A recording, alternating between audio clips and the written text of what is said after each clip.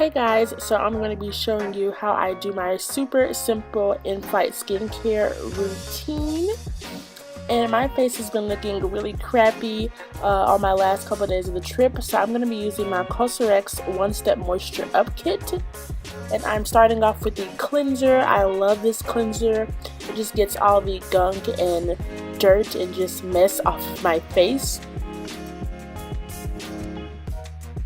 And I'm just going to rinse with the towel that I got from the plane because I didn't have my own towel in my carry-on.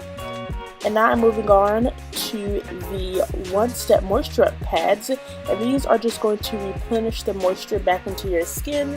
My skin gets really dry on the plane because of the recycled air, and so I just want to make sure that my skin is being treated well and not super dry on this super long 13-hour flight.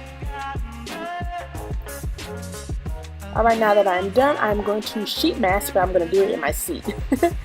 Alright, and I look super scary, and that is it. That's all for my skincare routine. I hope you guys enjoyed. Stay colorful. Bye-bye.